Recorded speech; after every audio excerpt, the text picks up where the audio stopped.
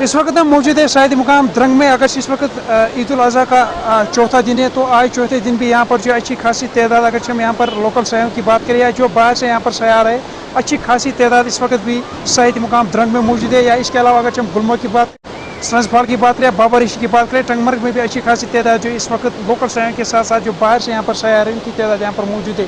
वही अगर हम इस मकामात की बात करें, चूँकि गर्मी से निजात लेने के लिए यहाँ पर दूर दूर से हम सयाहों के साथ साथ जो बाहर से यहाँ पर सयाह है, कहीं ना कहीं वो यहाँ इस वेदर और इस अब हवा का यहाँ पर लुत्फ लेने के लिए पहुँच चुके हैं। हमारी यहाँ पर कुछ आम लोगों से बात हुई जो यहाँ पर सैर तफरी के लिए आए थे। तो आइए आपको सीधे द्रंग ले चलते और दिखाते यहाँ पर क्या करें इस हवाले से। मेरा नाम रयान गुलजार है, मैं श्रीनगर से आया हूँ। मैं यहाँ पे अपने वालिद साहब के साथ आया हूँ और फैमिली के साथ आया हूँ यहाँ पे एंजॉय करने के लिए। और जो ये जगह है, यहाँ पे बहुत धूप नहीं है ज़्यादा, न ज़्यादा ठंडी है, यहाँ पे बहुत अच्छा मौसम है। तो बाकी इलाकों में यहाँ से बहुत गर्मी है, तो यहाँ पे थोड़ी सी गर्मी है नहीं, तो यहाँ पे बहुत खुशगवार मौसम है। और मैं आपसे ये गुजारिश करता हूँ कि आप सब भी यहाँ पे आए, इस जगह का लुत्फ़ उठाएं। हमारा ये फास्ट फूड का ये रेस्टोरेंट चल रहा है यहाँ पे। ईद से अच्छा खासा यहाँ रश रहा, लोकल का टूरिस्ट का भी रहा अच्छा खासा।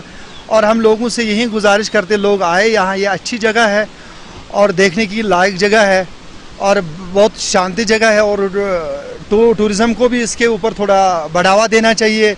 यहाँ पार्क का सिस्टम है, कुछ वाशरूम, जहाँ तक कि लोग कल से बोल रहे कि वाशरूम की यहाँ दिक्कत है, कोई वाशरूम नहीं है यहाँ पे। लोगों को ये बहुत सारी दिक्कत है और हम लोगों से गुजारिश करते हैं कि लोग आए यहाँ, ये अच्छी जगह है और खूबसूरत जगह है और लोग आए, देखें, लतोफंदोज हो जाए। मैसेज ये है कि लोग यहाँ आए, चाहे वो लोकल है, चाहे वो बाहर के इंडिया के जो भी है, और यहाँ आए लोग। यहाँ हमारा जो रोज़ी रोटी इसी पे चलती है और हमारा अल्लाह का शुक्र है, अल्हम्दुलिल्लाह, मतलब कुछ दिनों से अच्छा खासा रश है यहाँ पे और ठीक ठाक चल रहा है अभी।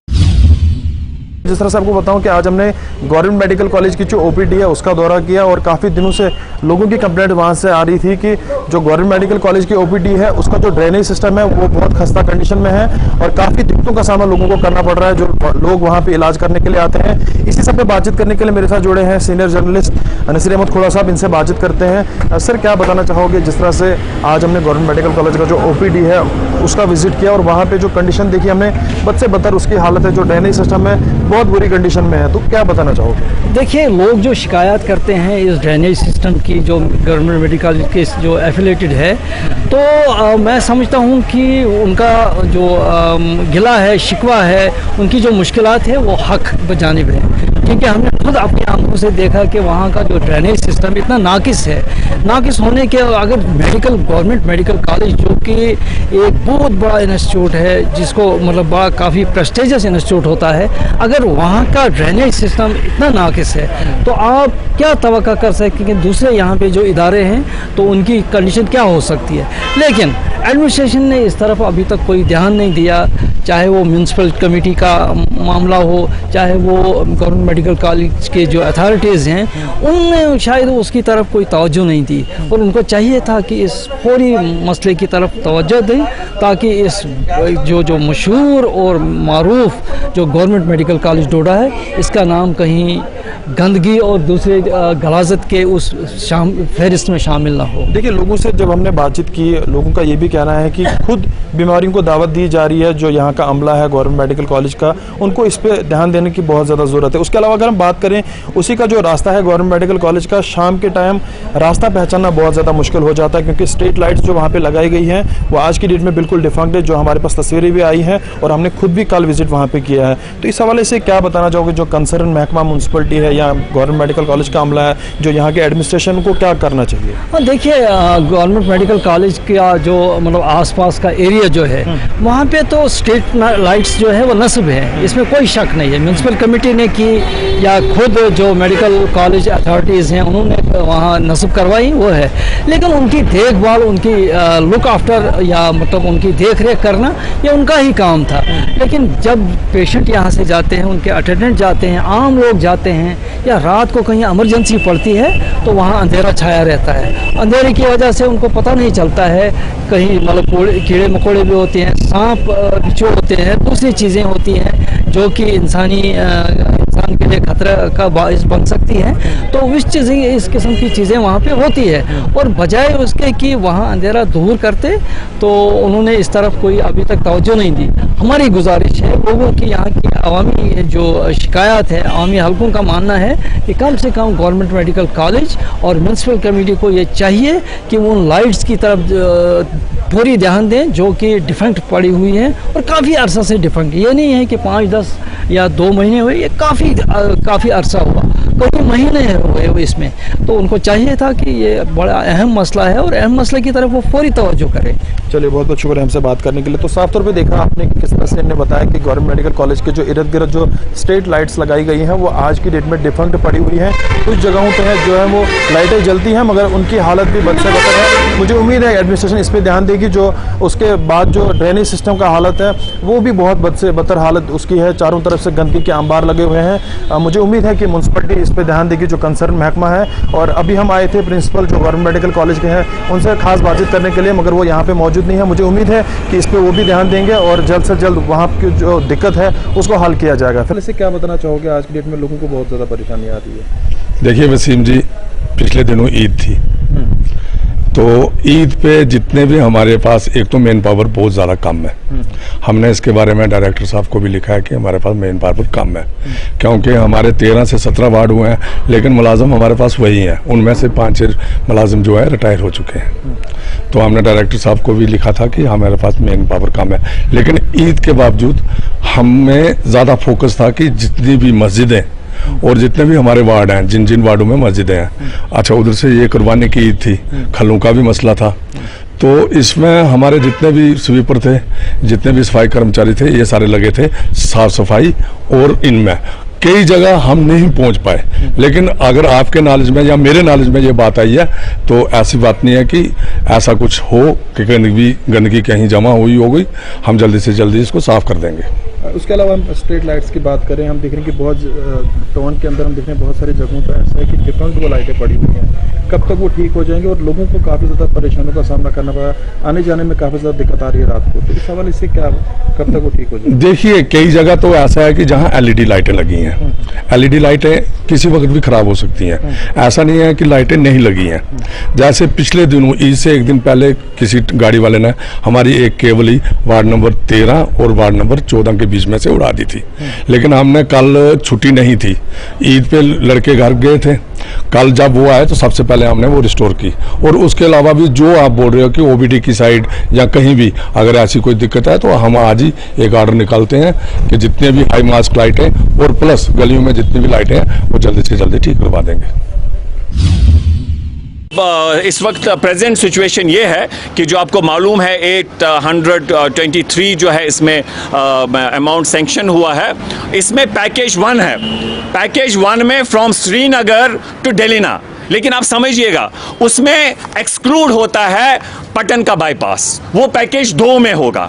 और पैकेज 3 में बारामूला ये कानिस्पोरा का है बाईपास, और 4 में हमारा उड़ी का है, और पैकेज 1 में फ्लाईओवर्स भी आते हैं, लेकिन पैकेज 2 में जो है पटन का बाईपास होगा। इसमें यूटिलिटी है ये जैसे हमारे PHE है, हमारा PDD है, तो उसमें यूटिलिटी का भी प्रोविजन है, कंपनसेशन का भी है। सिर्फ ये अमाउंट पैकेज 1 के लिए है। मेरी कुछ दिन पहले चीफ इंजीनियर साहब से भी बात हुई मैं सैंक्शन होने से पहले, और उन्होंने मुझे एश्योर किया, उन्होंने ये कहा, बहुत ही अच्छी बात उन्हें कहा कि जिस तरीके से इस पे काम अभी नहीं हुआ, आपकी जो डिमांड है ग्रीवेंस है जेन्युइन है, और उन्होंने हमें एश्योर किया है कि आप देखेंगे कि ये बीकन जो है चीफ इंजीनियर साहब ने ये बहुत ही शिद्दत के साथ इस पर काम करेंगे और आपकी शिकायत नहीं रहेगी। मैं सब लोगों से गुजारिश करना चाहूँगा कि ये जो नेशनल हाईवे वाइडनिंग है, आपको पता है हमें इसको एक मिशन मोड पे देखना है। एक रास्ता बनाना जो है एक बहुत बड़ी नेक अमल है, हम सबको मिलके जो भी लोग हैं सबको अपनी अपनी लेवल पे कंट्रीब्यूट करना है, और अब हमारे पास ये अपहिल टास्क है कि ये अमल दरामद हो। वो शायद कोई दिन नहीं होगा जब मैं किसी न किसी से इस with regard to this widening बात करता था। तो अभी हमें अब जिम्मेवारी है कि जहां तक ये चाहे कंपनसेशन हो, एक्सिंग ऑफ हमारे पॉपुलर ट्रीज हो, शिफ्टिंग ऑफ यूटिलिटी पोल्स है, पाइप्स है, उसकी बात हो, तो हम उसमें आवाम से भी चाहेंगे कि वो इसमें कोऑपरेट करे, इस रोड की इम्पोर्टेंस को समझे। हमने अपनी बात को मेरिट्स पे हमेशा रखा है कि ये हमें मिलना ही चाहिए, क्योंकि ये हमारी मेरिट्स पे बात थी, एक जेन्युइन डिमांड थी। तो इंशाल्लाह मैं सबको यकीन दिलाना चाहता हूं कि हम सब मिलके ये सब ने कोशिश की है। We are too small people, लेकिन हमारी ओर से हर मुमकिन कोशिश थी। मैं आपको एक बात बताना चाहता हूं कि अगर किसी बड़ी लेवल पे गवर्नमेंट को कोई डिसीजन लेना होता है अवामी मुफाद में, अगर वो अवामी मुफाद में डिसीजन नहीं होता है, तो एक मेरा जैसा आम इंसान पब्लिक इंटरेस्ट लिटिगेशन, अवामी मुफाद की पिटिशन कोर्ट में दायर कर सकता है, चाहे वो सुप्रीम कोर्ट ऑनरेबल हो, चाहे वो हाई कोर्ट हो, और वो उस बड़े डिसीजन को कोर्ट की डायरेक्शन को लेके अमल दरामद करते हैं।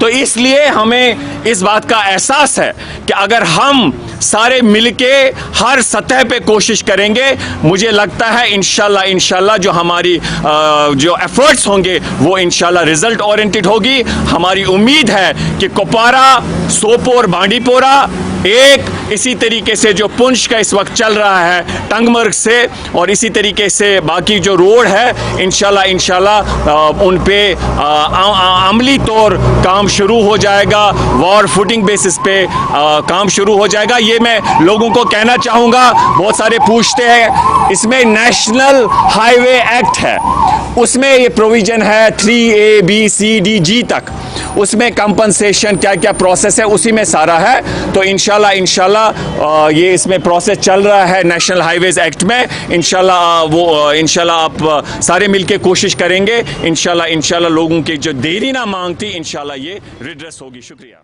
बात करें श्रीनगर बारामूला नेशनल हाईवे की, जो देरियाना मांग थी कि इस नेशनल हाईवे को जो है वाइडनिंग की जाए, की काफ़ी डिमांड थी कि इस बारामूला श्रीनगर नेशनल हाईवे को जो है, अगर हम खासकर संग्रामा जंक्शन, संग्रामा की बात करें या बारामूला या अगर चिपटन की बात करें, तो लगातार जो है ट्रैफिक मेस देखने को मिल रहा है। आए दिन जो है ट्रैफिक मेस देखने को मिल रहा है लगातार।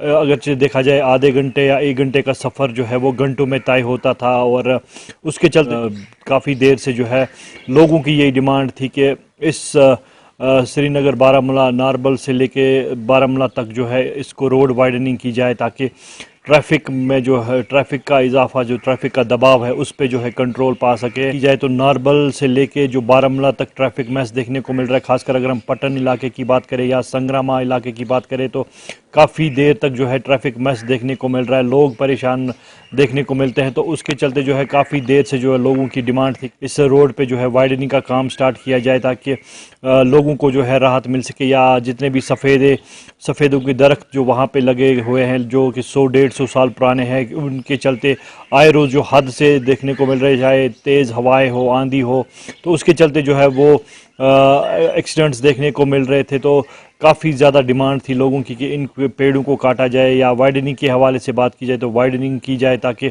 लोगों को जो है एक राहत मिल सके। तो अब अगर देखें LG इंतज़ामिया की जानिब से एक डिसीजन सामने आया है, और इनमें ये देखा गया है कि अब जो नारबल से लेके बारामूला तक जो है इस रोड पे जो है वाइडनिंग की जाएगी। उसके चलते जो है आज हमने भी बात की इरफान हफीज़ लोन से, जो कि संग्रामा कॉन्स्टिट्यूंसी के जो DDC है, उनसे हमने बात की, तो उनका भी यही कहना है कि काफ़ी देरियाना मांग थी। हमने भी काफ़ी कोशिश की कि इस रोड पे जो है वाइडनिंग का काम स्टार्ट किया जाए, और अब जो है खुशी की बात, अब जो है राहत की सांस ये है कि LG इंतज़ामिया की जानिब से जो है 823 करोड़ के लागत से जो है अब इस पर काम लगेगा, और इसके बाद जो है अब वाइडनिंग का काम बहुत जल्द जो है काम इस पर स्टार्ट किया जाए। लोगों को एक राहत सी मिलेगी, क्योंकि अब बहुत जल्द जो है नारबल से लेके जो उड़ी तक जो वाइडनिंग का काम स्टार्ट किया जाएगा, बहुत जल्द जो है इस पे काम किया जाएगा। और अब नॉर्थ कश्मीर के हवाले से अगर हम बात करें, नॉर्थ कश्मीर के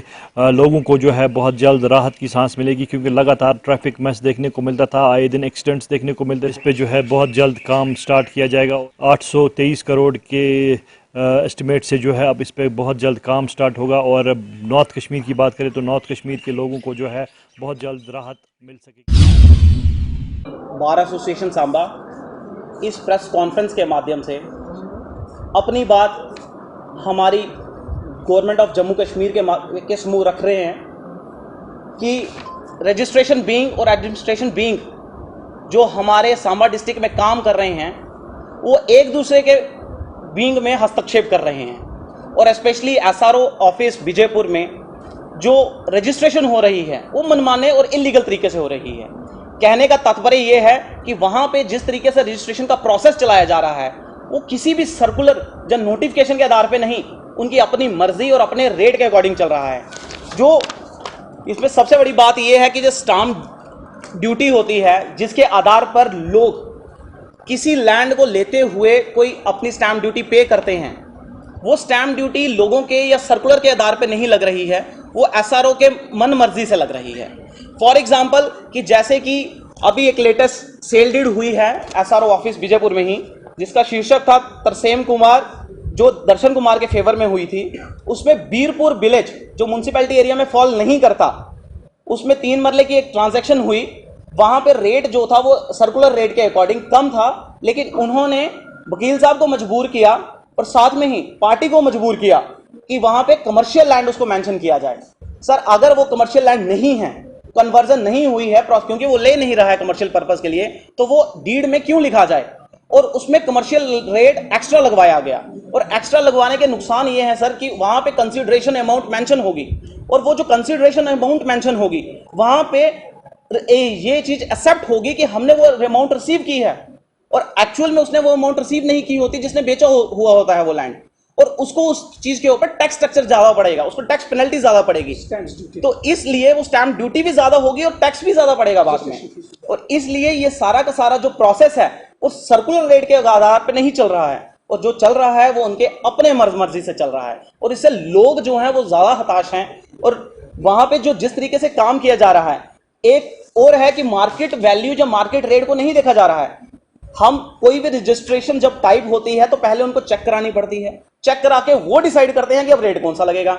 अगर कोई विलेज म्युनिसिपैलिटी के नियर बाय फॉल करता है तो सर म्युनिसिपैलिटी का रेट लगता है। फॉर एग्जांपल एक जो लैंड है वो परमंडल एरिया में पड़ता है, उसको जो रेट लगाया जाता है वो कमर्शियल या residential purpose of municipality committee of बड़ी ब्रह्मणा लगाया जाता है। सर उसमें difference near about 70 to 80 lakh का है, कैसे जस्टिफाई होगा वो? ये सारी बातें हमने कंसर्न एडीसी सांबा से जब जिक्र की तो उन्होंने हमें कहा, आश्वासन दिया कि हाँ ये जल्दी से जल्दी इस चीज को निपटारा किया जाएगा। लेकिन आज तक हमने कम से कम 2 हफ्ते हुए वेट करते हुए, लेकिन कोई भी अभी फ्रेश गाइडलाइन, फ्रेश नोटिफिकेशन कुछ ऐसा नहीं हुआ। अब कोई भी इसके ऊपर कुछ हुआ है तो वो हमें बताना चाहिए था। अभी आगे फर्दर अगर इन चीजों को लेके हमारे मतभेद इशू नहीं हुए, जो लोगों के हैं एक्चुअली हमारे नहीं हैं, हम यहाँ से लोग बहुत खुश हुए थे, हम लोग बहुत खुश हुए थे कि एक यूटी बनने के बाद एक सेपरेट ऑफिस आएगा रजिस्ट्रेशन विंग का, और एक स्मूथ तरीके से रजिस्ट्रेशन होगी, और जो सारी नोटिफिकेशन के अकॉर्डिंग ही चलेगा सब कुछ। और अगर हम फिर से आज इस मंच पे बैठते हुए इस प्रेस कॉन्फ्रेंस के जरिए government of Jammu and Kashmir को ये वार्न करते हैं कि अगर ये प्रोसेस जल्दी से जल्दी ठीक नहीं हुआ तो बार एसोसिएशन सांबा स्पेशली इस चीज के ऊपर एजिटेशन करेगी, और खासकर रजिस्ट्रेशन विंग को जल्दी से जल्दी दुरुस्त किया जाए। एसआरओ जो विजयपुर में काम कर रहे हैं उनके ऊपर चेक बैलेंस रखा जाए कि जैसा भी वहां पे काम किया जा रहा है, जो कमर्शियल और मार्केट रेट उनकी मर्जी से लग रहा है, उस प्रोसेस को तुरंत बंद किया जाए। अगर वैसा नहीं हुआ तो बार एसोसिएशन सांबा उग्र प्रदर्शन करेगी, और जिसका खामियाजा जो हमारी एडमिनिस्ट्रेशन है उसी को भुगतना पड़ेगा। बार एसोसिएशन सांबा ने आज सब रजिस्ट्रार ऑफिस विजयपुर को लेकर अपनी रिजल्टमेंट शो की है और डिस्ट्रिक्ट कोर्ट कॉम्प्लेक्स सांबा में आज एक प्रेस वार्ता की, और प्रेस वार्ता के दौरान उन्होंने सब रजिस्ट्रार ऑफिस विजयपुर के ऊपर यह आरोप लगाए कि जो रजिस्ट्री करवाने के रजिस्ट्रेशन चार्जेस होते हैं उनकी वायलेशन की जा रही है सब रजिस्ट्रार ऑफिस विजयपुर के द्वारा।